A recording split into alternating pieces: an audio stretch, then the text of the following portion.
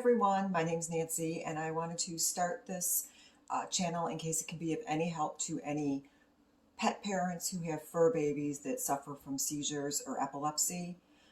This is in no way meant to replace getting help from a professional veterinarian. I am not a veterinarian. I have no medical experience. I just know what it's like to have a dog with seizures.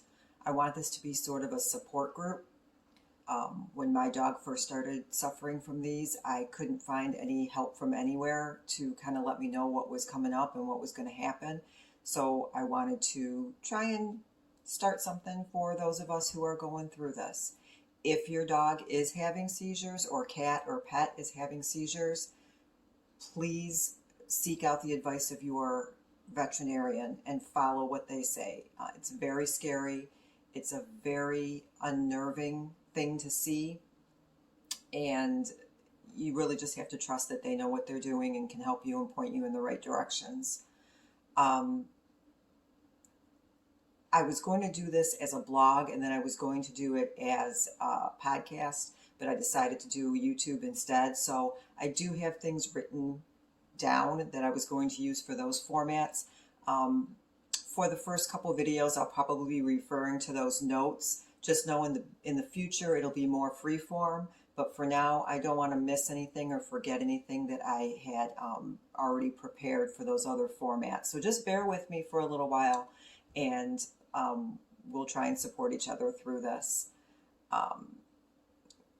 First and foremost, realize there's absolutely nothing you can do while your pet is having the seizures. You'll feel totally helpless, and honestly, you really are. The seizure has to run its course, and then you have to try and remain calm for your pet. It's very hard to do, especially the first time when you're not expecting any of this to happen. And in my case, I had no idea what was going on. I have a Springer Spaniel, an English Springer Spaniel named Sadie. She's 12 and a half years old now. She's sleeping in the other room, but hopefully eventually I'll be able to introduce you to her in a future episode. A little bit of how we got her. My husband and I got married a little later in life than most people, so kids weren't really in our future. We started talking about getting a puppy. Steve, my husband, did a lot of research and found a hunting breed that he wanted. He found a litter waiting to be born a few states away, and then we just waited anxiously to hear of the pups being born. And we soon found ourselves driving through several states to pick up a beautiful 9-week-old Springer Spaniel that we named Sadie. Steve had had a Springer before, so he was familiar with the breed. Sadie became the love of my life. We were very fortunate that my husband worked from home and was able to take care of and train her from the day she came home. To my dismay, he decided to send her to a hunting camp when she was only 9 months old, and she would be gone for a month. This nearly killed me. That month was so hard for me, but we got through and she came home all trained and ready for hunting season. But let me tell you, every morning I woke up and I was like, 28 more days, 26 more days, 25 more days, and I made sure he knew it, and I made sure I told him every day how much I missed her because I was so mad at him for doing this. But I knew it was in the cards. I knew he was going to do it because that was the whole point of him getting a hunting breed. So she came home from hunting camp. We went and saw her once, which was a big mistake. He was supposed to go and train with the trainer there to do all the hand signals and all this stuff, and he got really busy at work and couldn't go as often as he wanted to. And then one day we were both off of work and I said, I have to go see her. And she was about an hour away from here. So we went out there, and it's not that she didn't remember us, but she was so used to the trainer out there that that sort of was her master. And she really didn't have much to do with us for that hour we were out there, and it broke my heart. But then as soon as she came home, I took a half a day off of work, told my husband, tell me exactly when you're going out to get her. And I was here when she came home, and she's never been away from me again, except for vacations and stuff like that. So we did all the fun things everyone does with a new puppy. We played, taught, took care of, and completely bonded with Sadie. We found out she really didn't like being in a kennel. We would put her in a kennel in the laundry room at night, and found out she was not a kennel dog. So we still kept her in the laundry room at night, but took the kennel out and gave her a bed. Housebreaking her was pretty easy with my husband being home, so that went well. When she was still very young and sleeping in the laundry room, we hung a Christmas bell on the door so she could ring it if she needed to go outside during the night. Worked for a while, but she quickly learned if she rang the bell, we would appear. So she rang it multiple times just to get us to come out there with her. So we ended up just moving her bed into a corner of our room, and that was all right for a long time. When Sadie was 6.5 years old, my husband got a job outside of the house. So she was alone all day for the first time in her short life. We fell into a new routine, and about a month after this change in her life, something we never expected would happen. One morning, Steve had left for work, and I was getting ready for work. Sadie and I had a new morning routine. We woke up, she went outside, came back, ate breakfast, I'd get in the shower while she finished eating. She'd then go back to her bed in our bedroom and wait for me. This particular morning, I just fed her and I was heading for the shower when I just happened to glance back down the hallway and saw her laying in the hallway convulsing. I ran back and saw her food all over the floor around her mouth. I had no idea what was happening. I thought she was choking. I panicked. I just kept talking to her and calling her name and petting her. She tried to stand up and fell, and I realized she was having a seizure. I had never seen anyone, a person, an animal, anyone have a seizure before, so I didn't know what to do. She eventually calmed down and curled up and slept for about 2 hours. As soon as her vet's office opened, I called them. We'd just been there the day before for her annual blood work and her checkup. So after a few hours, I took her in for more blood work, which all came back normal. The doctor said there was nothing environmental that caused the seizure, meaning she didn't get into anything poisonous or bad for her. The vet told me about 50% of dogs have a seizure once and never have another one. That actually happened to my sister with her beagle. He had a seizure one day. He was a rescue. She had no history. She had him for a couple of years. He had a seizure. He had another short one a few hours later and never had another one for the rest of his life. So sometimes it can just be a one and done. We had no idea what brought this on for Sadie, so we didn't know how to treat this. The vet, he wasn't still too very concerned because he kept saying it could be just a one and done. He also told us that most puppies have seizures. That's not true. That most dogs, if they have a seizure as a puppy, they will grow out of it. But she was 6.5 years old. It was very odd for her to have them that late in life. He put her on a short-term anti-seizure medication, but that only lasted about a week. And the vet told me to start keeping a journal of what happened with all the details I could remember. That was no problem. The details of that morning are still burned into my memory. But that was probably the best advice this particular vet gave us, was to keep a journal. That's very helpful. It helps the doctors know exactly what's going on. And if you have to start going to a specialist like a neurologist, every little detail gives them another clue of what is going on. So I would suggest if your pet has more than one seizure, keep a journal. I still keep one to this day, and she's 12 and a half. So every time it happens, I still journal it. I'm going to read to you the first journal entry, and it'll help show some of the details you need to note to help the doctors. So this one is from April 19th, 2016, approximately 5:45 a.m. I let Sadie outside. She peed per our normal routine. She came in, I fed her, and I walked away. Within 30 seconds, I heard a thunk, turned around, and she was on the floor in the hallway on her left side, shaking and starting to foam at the mouth. I thought she was choking because she eats her food very quickly. She laid there seizing for maybe 1 to 2 minutes. Then she got onto her stomach, and her legs wouldn't support her. She kind of swam or doggy paddled across the floor to her bed in the kitchen.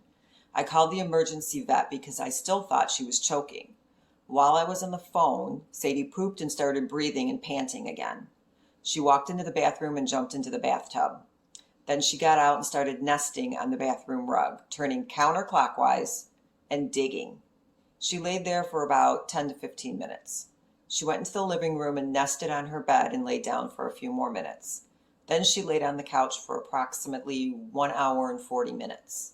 She was lethargic and didn't seem to recognize me. Approximately 2 hours after the seizure, she seemed to snap out of it and was back to her normal self.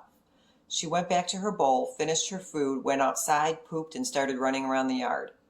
Throughout the day, she seemed to trip on her front legs a few times. This was after she had started the meds from the vet, which was levetiracetam, 500 milligrams.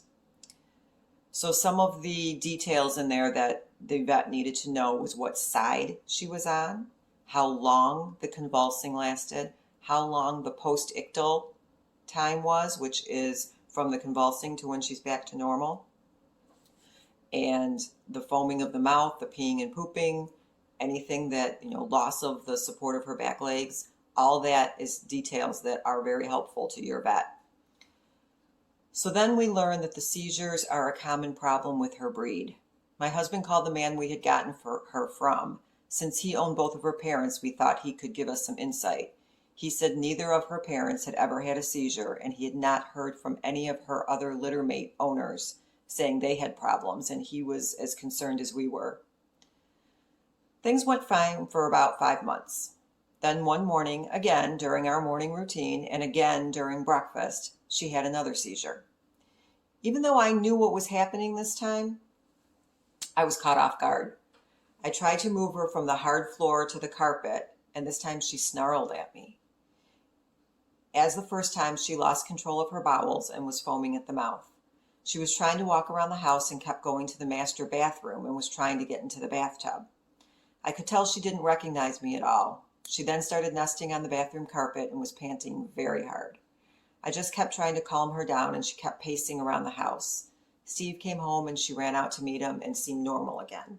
What I found out afterwards, the reason she was going towards the bathtub is it's cooler in there, and when they have a seizure, their body temperature, their internal body temperature rises. So she was actually trying to cool herself off and trying to help herself and trying to heal herself. I also found out much later that they are unconscious when they are actually seizing and convulsing. I did not know that. That was a big surprise to me. So this is the journal entry from that seizure I was just talking about, from September 6th, 2016, 5:45 a.m. She woke up with my alarm clock and was running around the house as usual. I let her outside and she peed. She also had a very loud sneeze outside. She came in and started eating. I went to get water, and within 3 to 5 seconds, I heard her walk into the hallway. I looked down the hall and saw her on her left side jerking. Her eyes were wide open, and she looked scared. She peed. I was petting her and talking to her. Her body was on the rug, but her head was on the hard tile floor. I tried to move her, and she snarled at me. She was foaming at the mouth. She tried to stand, but her legs wouldn't support her, just like the last time, and she sort of doggy paddled into the living room, then got her front paws up on a chase and started looking around, a little disoriented. Then she pooped while she was standing up like that. I was still petting her and she didn't recognize me, but she got up onto the chase, jumped off it, and walked to the bathroom at the other end of the house. The whole episode was maybe 3 to 4 minutes. She got to the bathroom and wanted to jump in the tub, hesitated, and then I stopped her because she was not going to make it in by herself. She started nesting on the rug in the bathroom, turning counterclockwise multiple times, then twice clockwise, and laid down. Got up and started digging in the carpet and laid down again, panting very hard. We sat on the bathroom floor for approximately 40 minutes. As soon as she heard Steve come home, she came out of it, got up and walked or trotted to the kitchen to meet him. He took her outside. She stopped at her bowl to finish her food, and she seemed like herself after that again. Just under 2 months later, another seizure happened, again early in the morning and again while she was eating. November 2nd, 2016, 5:45 a.m. She had previously gotten up with Steve at 4:30, her new routine since September, like she normally does, and was fine. He left for work at 5:18 and she came back to bed with me. We got out of bed at 5:43 and she went outside. She had already peed earlier when Steve let her out, so she just came right back in the house per our new normal routine. I fed her, she started eating. I emptied her water bowl and went to the kitchen to refill it when I heard her walk out into the hallway. She'd been eating for less than 5 seconds. She was lying in the hallway on her left side, seizing and starting to foam at the mouth. She peed, started moving her legs, which were very stiff, like she was running, but never tried to stand. She moved onto her stomach and pooped. She started to calm down. I was petting her and talking to her throughout the whole thing. The whole episode was less than 5 minutes, maybe 3 at the most. She laid where she was, making no attempt to get up. I continued petting her and talking to her. I had gotten up a few times to get my phone and turn off the water, and she never tried to stand up. I was concerned that she hadn't moved at all. I went to sit on the couch and I called her over. She immediately stood, came over, and jumped up on the couch. We sat there until 6:30 when she got down, went back to her food bowl, and finished eating. She also took a very long drink of water. We went outside and she started running around like normal. It was around this time we realized our vet was not taking this seriously. He kept saying, it's probably nothing. So we started looking for a new doctor. There were a few local offices, so we went into each office and just asked for some background on the doctors. As we were talking to one of the receptionists, one of the doctors came out of the back and she stopped to talk to us. She told us one of her dogs has seizures too. She was very understanding, and we liked that she had firsthand experience with seizure dogs. We set up an appointment and asked them to contact the former vet for Sadie's records. I also gave them a copy of our seizure journal to add to her records with them. We were very happy with the appointment, and the new staff was great. We knew it was just a matter of time until the next seizure was going to come. So I'm going to stop there for now. I gave you a lot of information. It takes a lot to this all sink in. But again, as I said, if you experience this with your pet, please contact your vet immediately and follow whatever advice they give you. They know what they're doing, and if they're good, they'll tell you they don't have any experience with this and they'll point you in another direction. Again, there's nothing you can do while this seizure is happening. When they are in the throes of this, you just have to be there for them for when they come out of it. I have no experience with cats. I've only had dogs my whole life. I know cats also have seizures. So during this whole YouTube channel, I probably will keep referring to dogs, but please excuse that. Like I said, I just don't have any cat experience. I have friends that have them and I love them and they're fun and they're great, but I grew up with dogs and we were just always a dog family. So that's what I know. So if you want to be a part of this support group, I encourage it. Please hit the subscribe button down below. Leave any comments, any advice you have that can help somebody else. But please just know we're all in this together, and I will see you next time. Thanks again for stopping by. I appreciate you taking the time to watch this video, and I hope this can help some people. So thank you. Take care.